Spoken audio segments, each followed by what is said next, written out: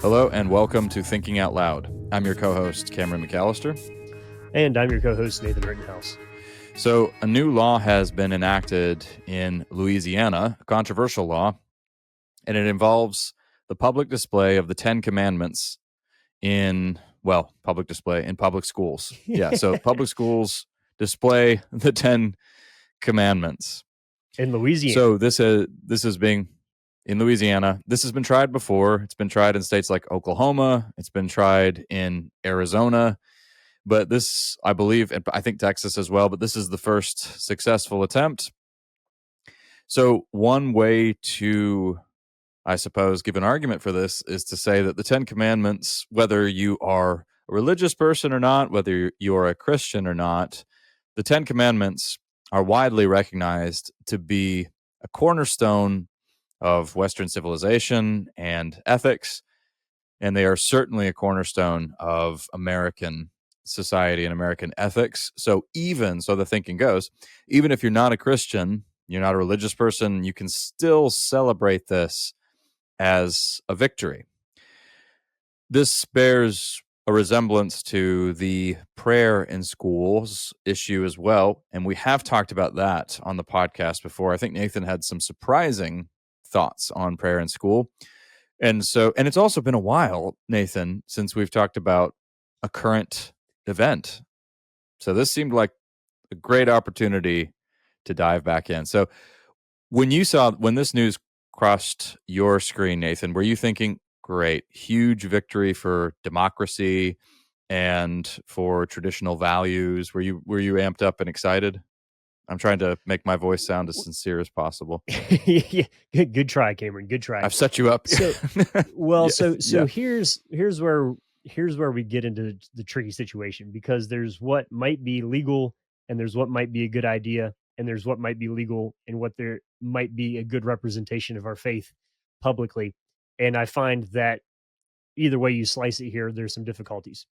So let me start out on the upshot of this. So this has been attempted in the past, and the governor did say, "I can't wait to be sued."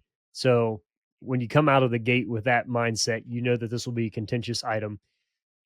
I guess the hope is that, it's a different Supreme Court than overruled the, what's that called? The Establishment Clause of the Constitution about, the federal government not establishing religion. Maybe these Supreme Court justices will read it differently. The hope that I would think that Louisiana might have here is that the Establishment Clause about establishing religion had to do with federal government establishing a religion. So like the United States of America cannot say that Catholicism or Islam is the dominant religion and that you had to be part of that in order to be part of our nation. And I mean, you had that in lots of other countries where you had a dominant, and still to this day, you have dominant theocratic, pick your Middle Eastern countries pop into mind here of like, this is what you are. The reason that I think that was a federal statement and not a state statement is that if you look at the history of state churches in the United States, the last state to have an official state church was Massachusetts, and it disbanded its state church in 1833. Now, 1833 is a long time past 1776 and onward and all of that, formation of the Constitution, the Bill of Rights, and all of that. So I'm pretty sure that everybody at the time didn't think that meant that a state couldn't propagate, push forward a religious idea. It just meant that it couldn't be compulsion and it couldn't interfere with somebody else's ability to exercise their free speech or their free religion. So you could say, Massachusetts could have said, we're all going to be Presbyterian, but we aren't going to put the Baptist in jail if they aren't Presbyterian. So you kind of get that. You see what I'm saying? Like there was a difference. So it depends on whether or not the justices read this as kind of like an originalist, like what did the people actually intend when they wrote the deck? So, okay, all of that. So I think on that side, it'll be fascinating to see how this works out just legally. So yeah, that's interesting. Now, just because it's legal, is it a good idea? And here we go back around in this direction. couple things, like, so let's talk about the pragmatic things here. Cameron, do you think that your life was drastically changed because of the things that you saw posted on the wall in your high school or your elementary school? Well, the short answer is no, but I do still remember those things that are posted. So just a few words in favor of the scenery of our lives. That it does play a role, however small, So in our personal formation. so it plays a role, and like, so I think the counter argument would be here. There are other things posted on walls though that are part of the peripheral vision of your psyche and your educational process that don't infringe upon your rights. So somebody can put up a billboard that you disagree with. Somebody can put up, so it's saying Sure. as long as it's not infringing on your right or your free worship or your, that's okay. The the other kind of tongue in cheek thing I've been seeing going around on this is like, don't lie, don't commit adultery, don't steal. And they're like, we can't believe that people would want to post something that's this anti Congress in our public school system. So it's Yeah, funny to whatever sure. degree you want to look at it, or whatever candidate is out there. So I, to me, Well, can I the whole, yeah, say something here before I go on. just a brief interjection here, because I think it's important to pause over the distinction that you introduced. The one, namely the difference between, well, the two different issues. The one of legality, and then the other of whether this is actually a good thing. So, as Christians, we could say whether this is actually serving the good, the common good. So let me just state a few things out loud, and let's work through those here. I think a salient point that you brought up is the governor's tone. So basically an attitude of bring on the lawsuits. Mm. Certainly that seems to indicate that there's a little bit of a culture warring mindset here. All right. But on the other hand, I could hear somebody saying, well, but Christianity needs to have more of a public voice. For so long, we've had this kind of very privatized view of religion. It's something that just stays in the church service or in the Bible study or at the youth group or at the conference, wherever. But shouldn't it have a seat at the public table? And isn't something like this?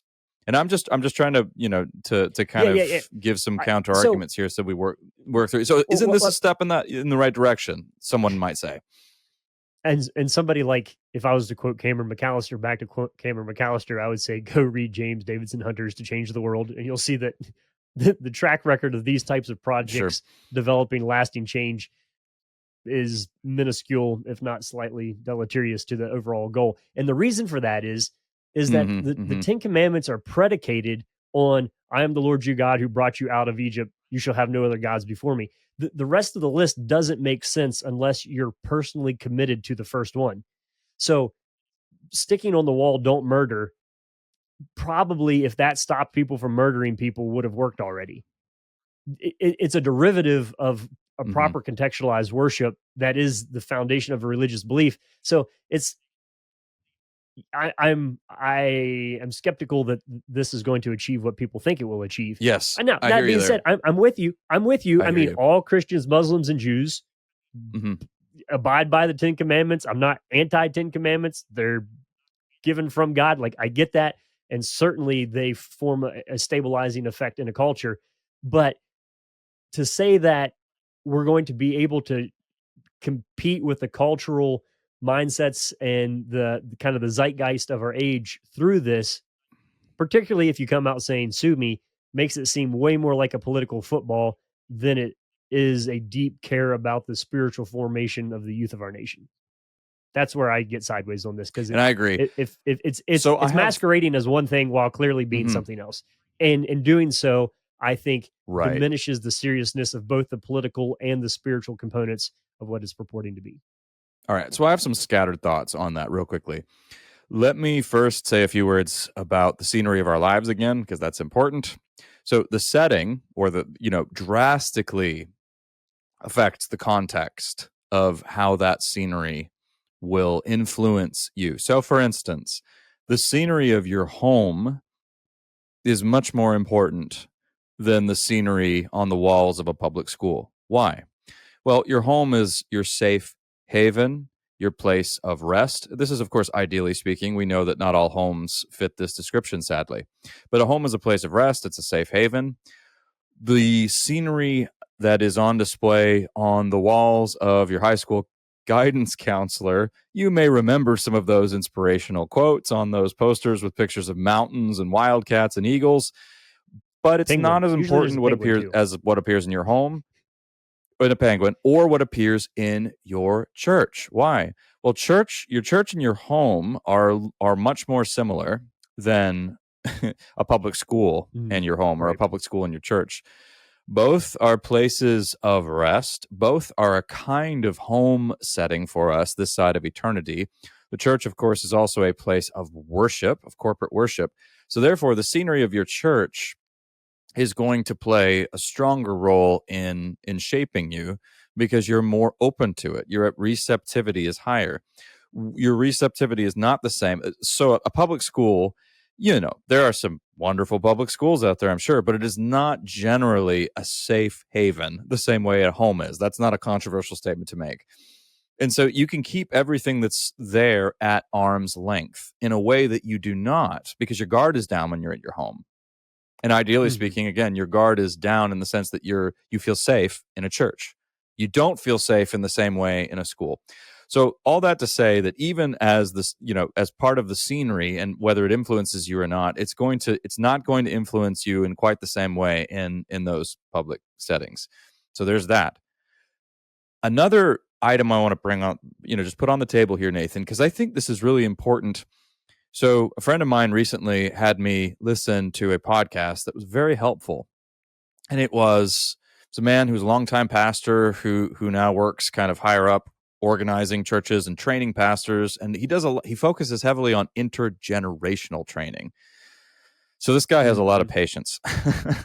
But he brought out a broad distinction, and it is broad, but it struck me instantly as extremely helpful, between people who are in their 50s and up, and then people who are late 30s or just turning 40. The distinction here is that the people who are in their 50s and up largely took for granted that most people were Christian. Most of their friends were Christians, and so they assumed a largely Christian background. People who are late 30s, 40, younger, of course, did not make that assumption at all. In fact, they came of age in a background of pluralism, many different viewpoints. So the key values of these two people these two groups are really interesting. So the key value of the 50 and up, Nathan, is bold, courageous witness. Take a stand and be bold and be loud and be willing to be self-sacrificial and be courageous for the sake of the gospel. The focus of the 40 group is the credibility of your witness. So it's not necessarily being the loudest. It's not getting the 10 commandments displayed publicly. Yeah, it's about conveying a fulsome vision of Christianity that invites outsiders in. Yeah, it's just like, I'm going to shout down and slander everybody who here. disagrees with me until we can get these posted. Right. And also 50 and up, bear in mind the notion was that the culture was in trouble, so therefore we have to do something. And I'm going to use a loaded term here, but I'm going to use it in a purely descriptive sense. The notion that there is a moral majority. Keep in mind, these people came of age in a time where they could take for granted that most people were also Christians. Yeah. So there is a moral majority, and that, right? Yeah, but the moral majority doesn't exist anymore. But in their memory, it does. Well, and so that's part. So part of what the point that was being made here is that the ground has shifted drastically, and that's not the same world that we're in. And we've talked about this under various headings: post-Christendom, the negative world. You can pick your label. But I think that's an important. So I'm saying that to kind of stand up for. So I obviously, Nathan, I'm with you. Cards on the table. I think this sounds more like a culture warring move. I don't ultimately think it's helpful, but I also want to say a few empathetic words about how people might see legitimacy behind a move to have the 10 Commandments displayed publicly, and how they might think that this is a good way to take back the culture, so to speak. And once again, we would, of course, Nathan and I would point you back to James Davison Hunter's book. And I think, for the record, I think Hunter is too hard on some of these voices of the past who are trying to do a good thing, not always doing it well. I mean, he's very hard on Jim Dobson. He's very hard on Chuck Colson. And I think those two men in particular, just singling them out, did some really good work as well. So I think that I want to be on record as acknowledging that. Yeah. But so the world is different yes, now. Yeah. Yes to that. Let me hit this from a slightly different angle. Does your church, Cameron, have the 10 Commandments posted in front of it or inside it? I don't believe it does, actually, Nathan. Although I haven't, I haven't explored all of the cranny. I'm sure, like, maybe possible, downstairs but I don't in think a so. kid's Sunday school. What about room. you? Yeah, no, it does. I mean, maybe downstairs in a kid's Sunday school room or something, but it's not a prominent. Like, I guess in the back of my mind, I was trying to. Now, think, we did have if it. I wanted to. I had it framed in my childhood home growing up. The 10 Commandments were on display on our wall in the home in Austria. So, and I did take note of it as a kid. But yeah. So I don't know. Like, I was just kind of doing a funny little thought exercise that if I wanted to change the hearts of a culture, and you could say to me, you can post any scripture that you want, would I have chosen the 10 Commandments? And I think if you're interested in the spiritual formation of the nation as a Christian, you would not pick the 10 Commandments.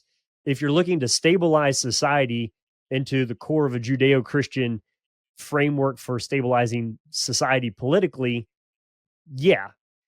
And so again, it's not saying that the second there is bad. It's just saying that the choice there is interesting to me. It's telling. I don't know what I think about it yet, but it does seem significant that, like, it's not the words of Jesus that it's not like Louisiana said we're going to post the golden rule in every classroom. I mean, so Jesus says let me put it this he can way, Nathan. summarize the whole law in two commandments, and it seems like there's a desire to revert back to. Yeah. Anyway, help me. Well, no, you've participated in an interfaith dialogue before, and you know what those efforts usually look like. They're really helpful in hearing different viewpoints in a setting where ideally speaking, there's mutual civility and respect.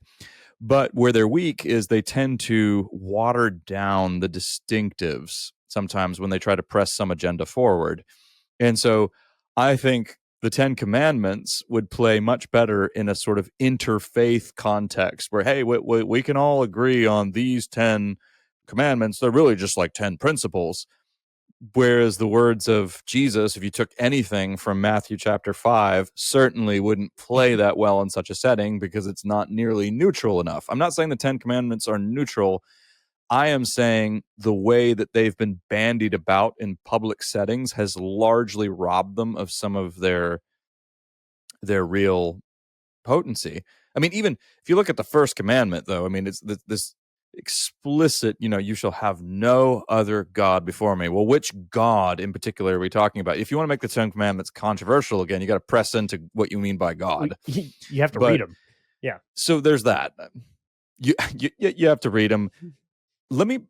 If you've got your TOL bingo cards, here we go. I want to bring in Alistair McIntyre again, just because he's so helpful. I've talked about this before on the podcast, but Who is Justice? Which Rationality has a fascinating discussion in the beginning of the book where he looks at ancient Greece and he brings in this distinction between what he calls effectiveness and excellence.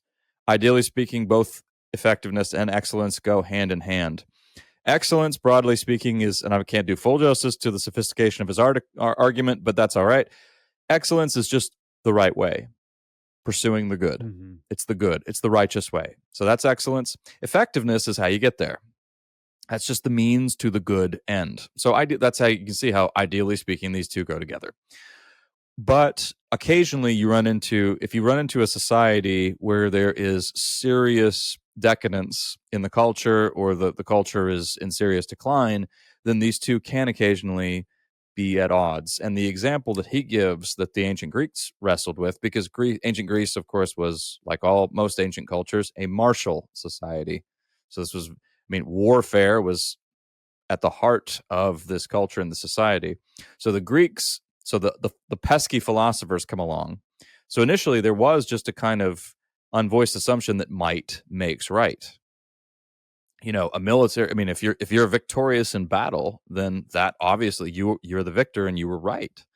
But the pesky philosophers did what philosophers always do. They ruin everybody's fun by saying, well, what if you have a military victory that is a moral failure? So then, the excellent and the effective are at odds with one another. So in this sense, I think that applies to some of these maneuvers. You could look at, in Nathan, in the using the distinction you introduced earlier, you could look at something that is a legal victory that might constitute a moral failure for the church, in the Well, let sense me. that it doesn't help, it hurts, it alienates. Yeah, please help me now. So, so taking what you just said there, and then going back to your generational distinction, perhaps on this, is that I think for a large percentage of older Americans, they could think in terms of God and country as if the pursuits in both categories were mutually symbiotic and beneficial to the other. So you're honoring God, you're serving your country. It's the same Yeah, thing, and so you're looking at it. yeah. If you kind of line up two fingers, one in front of the other, you can make it look like it's just one finger. It's always looked the same kind of to a whole generation, but then you recognize that hang on, actually, what there's a distinction happening here, and I think that's the struggle that we're in right now of saying, what do we do when what we think in our pursuit of God and the way that we worship is now countercultural to the culture in which we thought was based on those principles. Quick, here's an easy way to kind of Yeah. stick your finger in the dike, so to speak, and slow down this cultural decay. And the younger generation is going to come along and be like, yeah, but that's not how it works anymore. You can lick and stick the 10 Commandments on everything, and everybody will think, like, what, we're Jewish now? But how that brings evangelical Christian principles to play when Christ fulfilled the law and then gave a new and more intense set of commands doesn't. So it's a hard distinction here for me to jump through the, as a 37-year-old, speaking of, like, seeing the logistical, strategical, even if it was a power play that I thought was going to be effective. Like, I don't know how it would be effective. I don't know. Maybe my Yeah. mind just doesn't. Can I So, meddle? well, let's spin it. Yeah, we'll spin it around here, though. Let's pick a different set of something. Let's say that Louisiana said we would like to post a pride flag in every K-12 classroom. Well, Is there a difference there? I mean, again, well, that's what's in the pipeline, probably, though. I mean, But because you could say that's that what this is a freedom and response expression to. and diversity are all core values of the Mhm. American past, and this is just the logical manifestation of the core liberal Yes, principles of representative democracy. but that's why that's this game. That's the culture warring game, and invariably, something like that is probably already in the works. Well, if I can meddle for just a second here, well, I don't know if it's helpful. It could be. If we're on the subject of public schools, I think something that would make a tangible difference, and that is making a tangible difference, is you want faithful Christians who are teachers and who stick around in public schools. I'm not against classical education or private schools, I think, but there is a tendency sometimes to retreat to those places. Yes, it's important to protect our children, and yes, sometimes we want to, fight against some of the very harmful trends that are taking place in public education. I understand all of that. I hear all of that. Nevertheless, it remains the case, a really powerful healing agent in our culture will be Christian educators in public school system, and children from Christian households in the public school system as well. That's going to be way more powerful than 10 commandments on the wall. That's my suggestion. We have people who are close to us who might have some strong convictions on that. So yeah. So I'm not struggling to come down. I don't think it's helpful. I can see how people, could find some legitimacy in this kind of a project. But I don't, yeah, what would success look like? we now have, a cornerstone of Western values, publicly displayed, and that will influence people in a positive way, or it shows that we're taking our culture back from some of the progressive trends that are happening right now. 10 commandments on a wall doesn't represent that kind of reversal. So I think part of what's happening here is that world. So it's a play from an old playbook. That world is no longer here.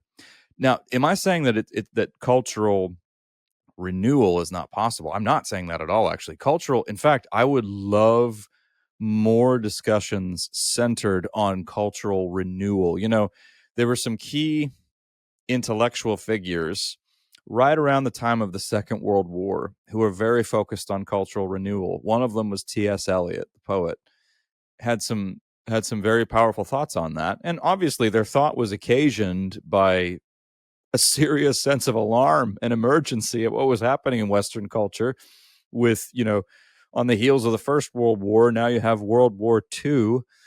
And this is happening also at a time of supposed unbelievable enlightenment and more education and more civility. One of the most civilized nations on the planet was proving to be the most savage. So what do we do? How do we think about cultural renewal? And cultural renewal is possible. So, okay, so let me throw this in here, Cameron, because this is of interest to me. So the reason that I had the whole 1833, the end of the state churches in New England, in my mind is last month I preached at this old church revival that was sort of like a memorial. It's a church that's not in use, but it was built in 1833, log building, no electricity, like lamps on the wall. It's pretty cool and fun time. And I had done a little research of what was going on in the country in 1833. And in some of my study and reading for that, there was this massive protesting against closing the state churches. And what happened is once the state church, because when they said when the state churches closed, like who's going to be in charge of this, who's going to run everything, Christianity is going to collapse in our culture. This is the end. You can go back and read everybody who's hand wringing specifically familiar about this the state church of Connecticut. Once the state is not in charge of religion, this whole thing's going to go nowhere. And the exact opposite happened. In fact, 1833 marks the beginning of the Second Great Awakening.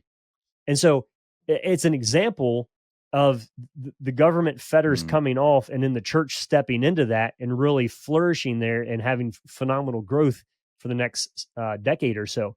And so when you're talking about cultural renewal, we don't want to act like cultural renewal is impossible, but we also don't want to act like it can only come through the political arm of the state in order for that to happen, because historically the opposite and the inverse has been the primary way in which this has happened. So there's a little bit of a repeat here where if you are longing for deep cultural renewal, that actually is predicated upon revival, not upon legislation.